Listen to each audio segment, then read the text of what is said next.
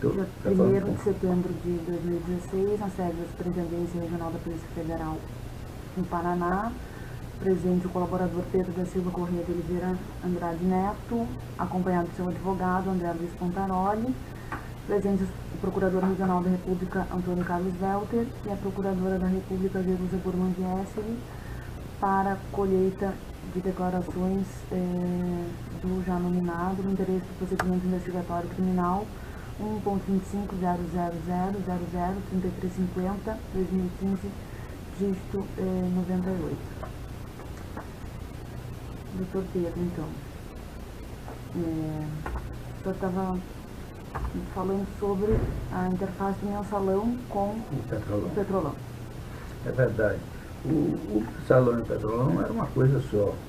Em meados de 2004, foi 2005, em meados de 2004, mas o negócio foi feito em 2005, mas de meados de 2004, um empresário do ramo de distribuição de petróleo, tinha uma empresa, Dínamo, distribuidora de petróleo, que tinha, além de ter destilaria de álcool, ele tinha também vários postos de bandeira chamada de Mega. Ele me procurou dizendo que sabia que eu tinha um relacionamento forte, que tinha feito a indicação do Dr. Paulo Roberto Costa para a diretoria de abastecimento, e me procurou na tentativa de fazer um negócio com a Petrobras em cima de 45 milhões de litros de álcool que a Petrobras tinha. Esse álcool era denominado dentro da Petrobras de um álcool infectado, porque o álcool era um alcanido e esse álcool era utilizado para limpar os dutos de óleo diesel e de gasolina. Então ele ficava amarelo. E aí, mas era um álcool próprio para o consumo, até, aliás, um melhor desempenho do que o álcool anildo normal, porque ele tinha misturado com gasolina e diesel. E então ele redestilou o álcool e comprou esses 45 milhões de litros de álcool, a Petrobras, com um deságio de 40%. E desse deságio ele ofereceu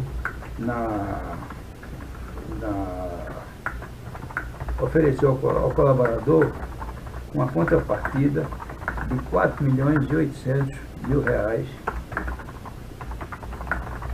de vantagem devida de propina. Então eu procurei... Como é o nome da pessoa? Marcelo Soares Pereira, conhecido como Tucamaia.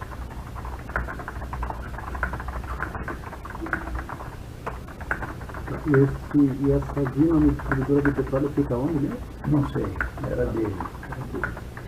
Olha, Mas ele tinha também uma destilaria. A Dínamo também possuía uma destilaria de álcool. Ela possuía uma série, como era distribuidora de petróleo, possuía uma série de atividades ligadas a postos de gasolina, combustível, gasolina, álcool, óleo diesel. Então ele tinha uma série de... E tinha também destilaria de álcool dentro do grupo.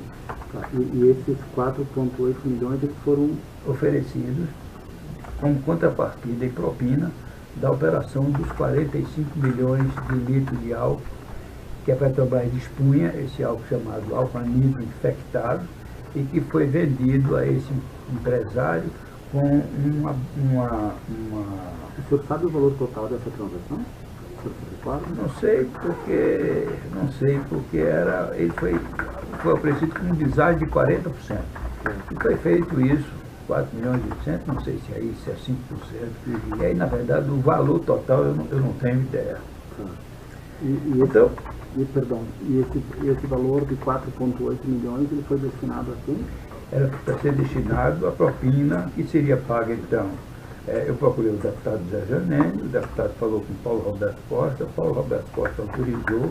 Ele então pegou o João Cláudio Genu, que trabalhava com ele no gabinete dele, como assistente assessor parlamentar do deputado Janene.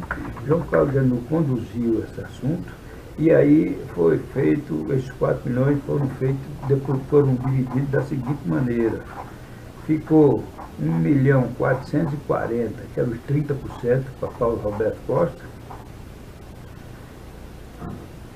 foi pago a Genu 10%, porque ele, como operador, teria direito aos 10%, e 10%, que seriam 480 mil reais, e o restante, os 60%, foram pagos ao Partido Progressista, 2.880.000 reais. Em relação a esses 2.880.000 do partido, Desculpa, só porque aqui 2.8 mais 1.4 vai dar 3, 4.2, tá, eu queria contar. era 30% de Paulo Roberto, 10% de Jesus e 60% do partido. Era sempre, as operações foram feitas todas na Petrobras, era em torno de 30% ficava, o resultado do líquido ficava para Paulo Roberto, 10% ficava para as operações e o restante ficava o partido, 60%, que é isso que ele dizia, 60%, 40%, Paulo Roberto dizia isso, mas porque 10% era do operador. E aí, uma parte desse dinheiro que era do partido, ou seja, dos 2.880.000, na época, foi feito um depósito da Dínamo Distribuidora de Petróleo, que foi a empresa beneficiada do negócio da Petrobras, na empresa chamada 2S Participações Limitadas, que era uma empresa do Marco Valério, do operador Marco Valério, do Mensalão. Era ele e a esposa dele, a senhora Renilda, que eram sócios dessa empresa. E isso foi descoberto quando quebraram o sigilo de Marco Valério no processo do Mensalão.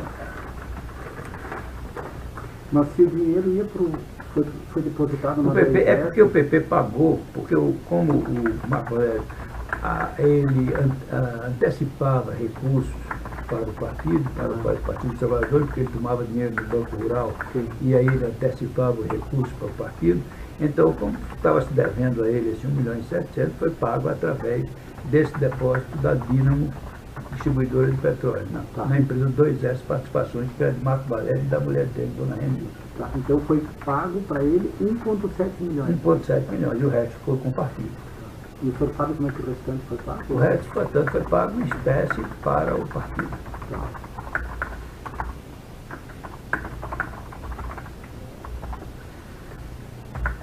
Quando houve essa quebra de sigilo, um diretor jurídico da Dínamo Distribuidora de Petróleo, de nome Elmiro Chiesi Júnior, Elmiro com E, L-M-I-R-O, Elmiro, quer saber?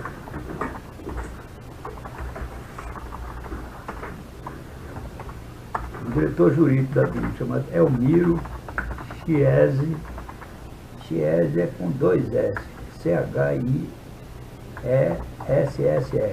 Júnior.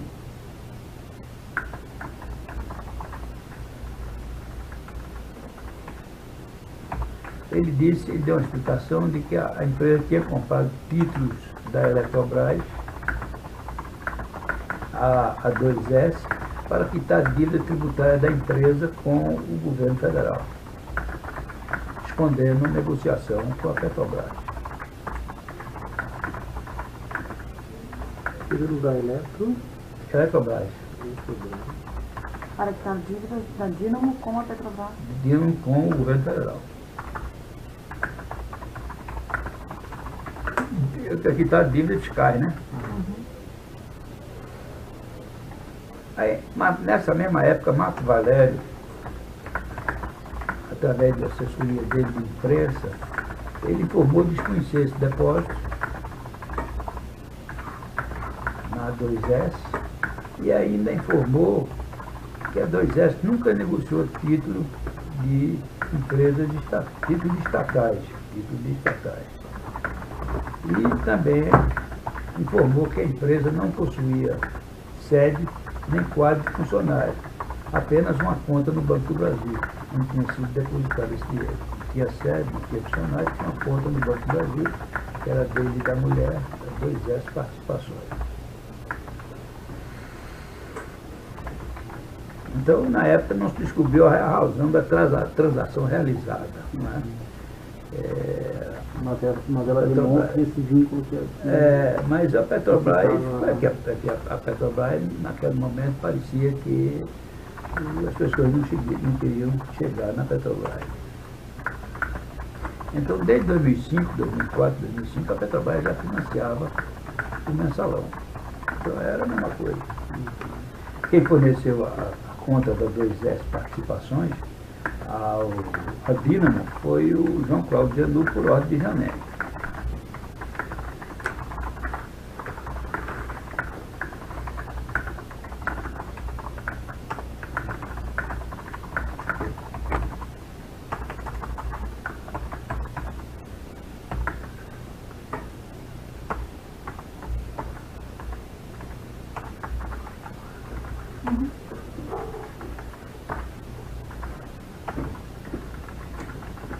Esse é o menino que ele vai buscar, ele pede lá. Ele consegue até um cafezinho sempre. Olha, vem tanto aqui. Tem que ele consegue.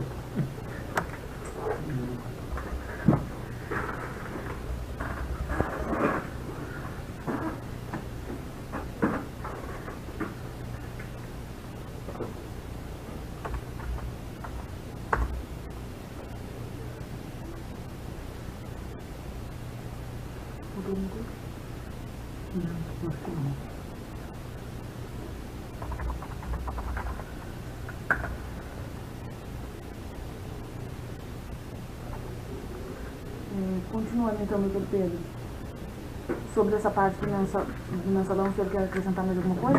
Não? Então, dado o seu histórico político, doutor Pedro, sobre como que ocorriam as indicações desses cargos, especialmente nas estatais, na Petrobras, como que eram feitas essas indicações políticas? Durante o governo Lula ou durante todos os governos? Durante todos os governos.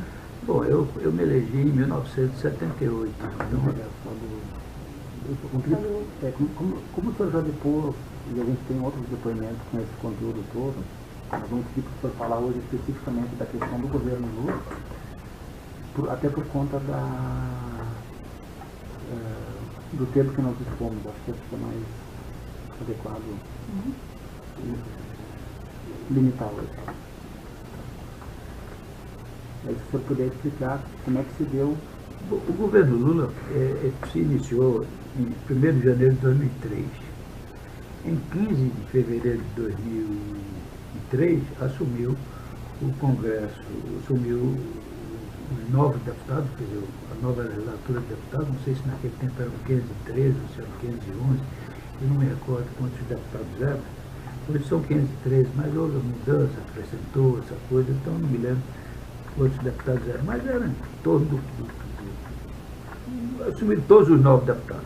E assumiram 2/3 dos senadores, porque a eleição de 2002 foram disputadas de vagas para o Senado de cada estado. Então, de todos esses parlamentares, uns reeleitos, outros em primeiro mandato, o governo do PT só tinha aproximadamente 1/3 dos parlamentares apoiando ele. Então, ele não tinha base de sustentação no Congresso Nacional. O governo Lula tinha que formar uma base aliada com os demais partidos do Congresso, independente daqueles que o tinham apoiado. Quer dizer, porque muitos dos partidos apoiaram, um pedaço apoiavam, um estado apoiava, o outro não, porque não existia, embora fosse feita a vinculação, mas o parlamentar podia apoiar quem ele quisesse, independente disso.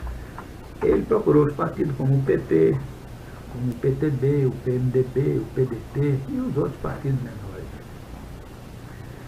Os governos, até no governo anterior, de Fernando Henrique, no governo de Figueiredo, do Sarney, do Collor, os partidos aliados normalmente indicavam os cargos estaduais.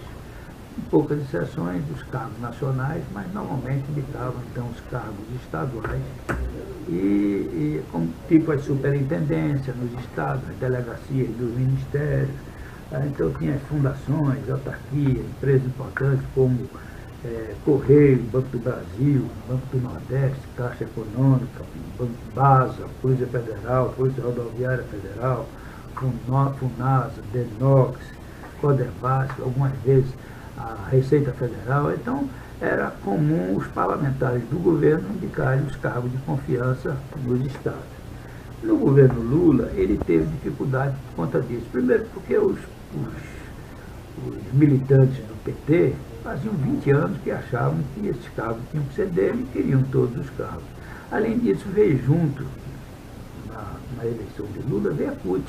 Então, a CUT, que mais acompanha a do PT, preencheram a grande maioria desses cargos estaduais, ficando difícil para o governo montar uma base aliada com os cargos que tinham menor tradição. E aí o governo teve que tomar a decisão de entregar os cargos maiores do governo, que geriam maiores orçamentos, porque, como ele não tinha esses cargos para se fazer política cotidiana no dia a dia dos estados, então ele deu os cargos maiores, de orçamento maiores, que nos outros governos era normalmente preenchido com um caráter mais técnico, não é político, mas mais técnico, pessoas. No ministério você preenchia, botava um senador, um deputado para ser ministro, mas o restante do ministério sempre tinha cargos compatíveis com a carreira técnica. E ele, então, ele teve que entregar isso aos partidos.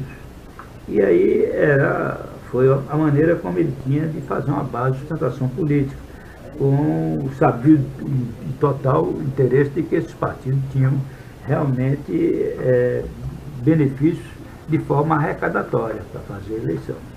O PT tinha já, antes, o PT era um partido que tinha receita própria, porque antes do PT chegar ao poder, ele descontava 20% do salário dos seus parlamentares e daquelas pessoas que tinham os cargos comissionados, além de acertarem com as prefeituras, o governo de estado que ele já tinha. Naquela época ele já tinha um lápis de prefeitura importante, Campinas, etc.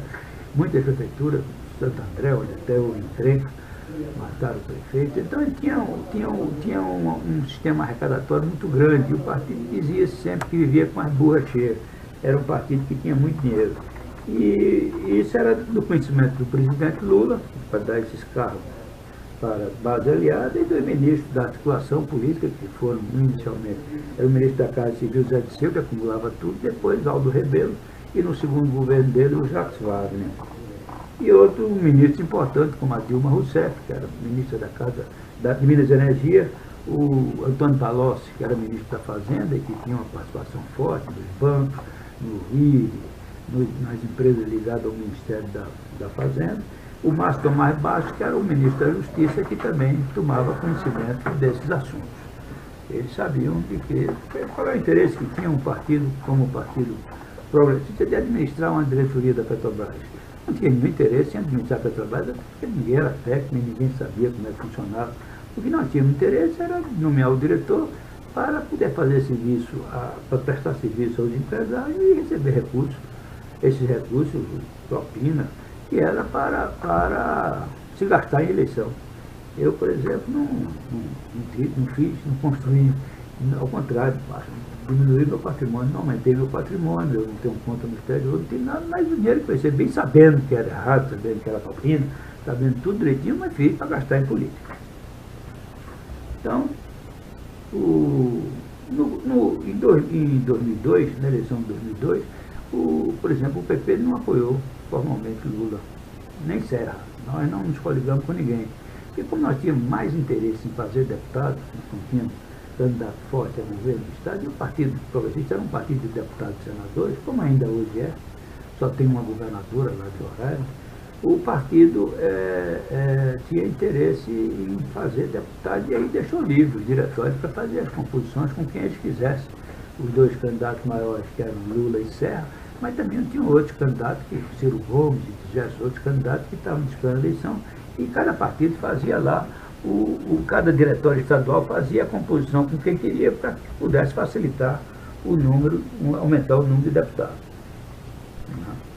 E, por exemplo, no meu caso, eu fiquei com Serra, porque eu era aliado político de Djalma Vasconcelos, que era o governador de Pernambuco, e nós votamos em Serra. Mas em 2003, parte da bancada tinha votado com o Serra, e nós tivemos uma reunião da bancada que foi presidida pelo ministro Delfim Neto, ex-ministro Delfim Neto, que era vice-presidente do partido. Paulo Maluf estava viajando, ele era o primeiro vice-presidente, eu o segundo, e aí acertamos que nós íamos participar do governo Lula, porque já estava havendo conversações no sentido de nos convidar, e aí fomos autorizados.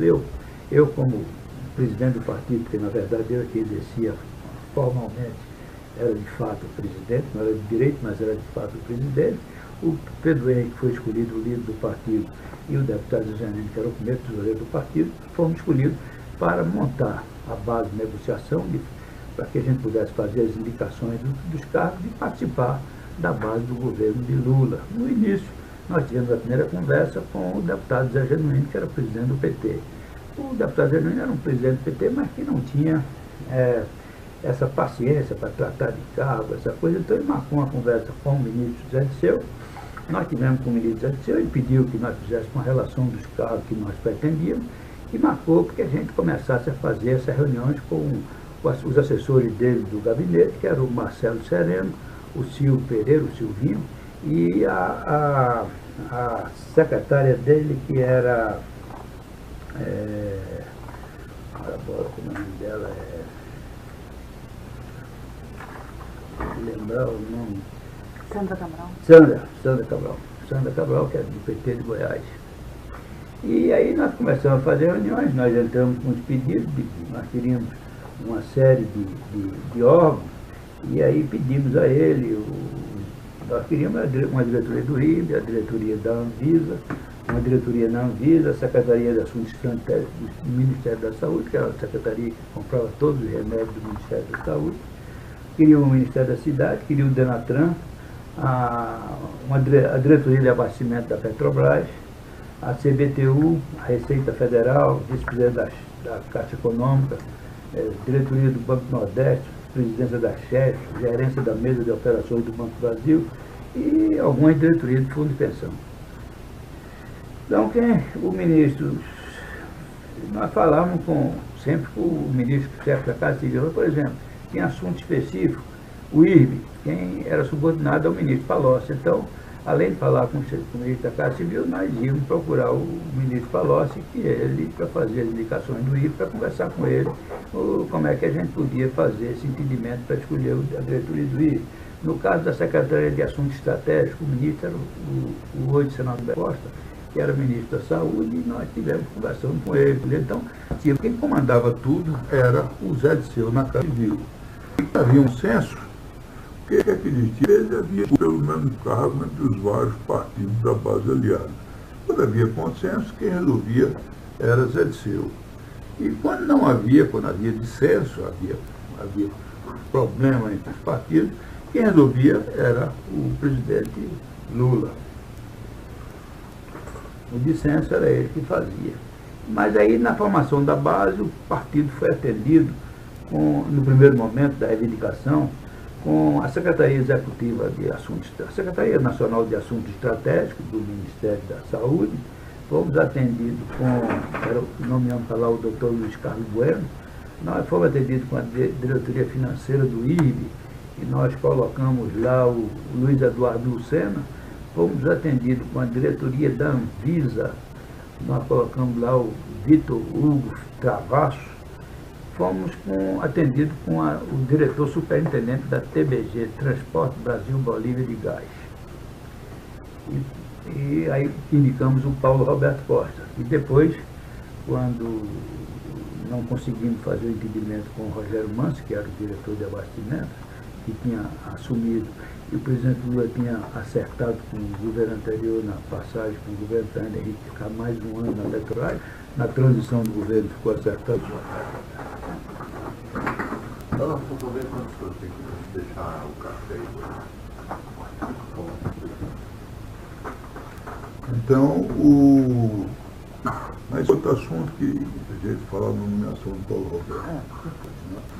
E aí em 2005 nós ganhamos a eleição, isso foi em 2013, começamos a fazer todos os negócios, nesse ataque, tudo, e eram todas instituições que, na verdade, elas não faziam política partidária, faziam política política. E o partido, então, se consolidava com a arrecadação desse recurso, fazia os programas de televisão, conseguia trazer novos deputados para o partido, fazia as convenções, os encontros regionais. Então, era como a gente tinha, como a gente crescia, o partido que cresceu muito durante o mundo. E aí, Severino, quando entrou, Severino tinham 13 pedidos de impeachment contra o presidente Lula, que tinha estourado o mensalão. E o Severino arquivou os 13 pedidos, porque o tal caso, se Eduardo Cunha tivesse falado o presidente de manda Dilma, não tinha impeachment. Então, o Severino não deixou que fosse o impeachment de Lula. E nós forçamos o governo, queríamos 2 ministérios. Queríamos o Ministério da Cidade e queríamos mais o Ministério do Esporte, Turismo. Queríamos entre esses 3 fazer 2. E tivemos então uma conversa, fizemos uma reunião, indicamos o deputado Ciro Nogueira, que hoje é senador, que é presidente, para ser o ministro de Educação interino. Escolhemos que o Ministério e o Ministério da Cidade, porque o presidente disse que podia dar um ministério. Na verdade, ele no momento disse que gostaria de fazer isso, estava se aproximando a eleição de 2006, ele ia disputar a reeleição e ele precisava da presença e no tempo de televisão do partido na coligação dele. Então ele tinha que dizer que o partido fazia parte das aliadas, até porque estava na esplanada do Ministério.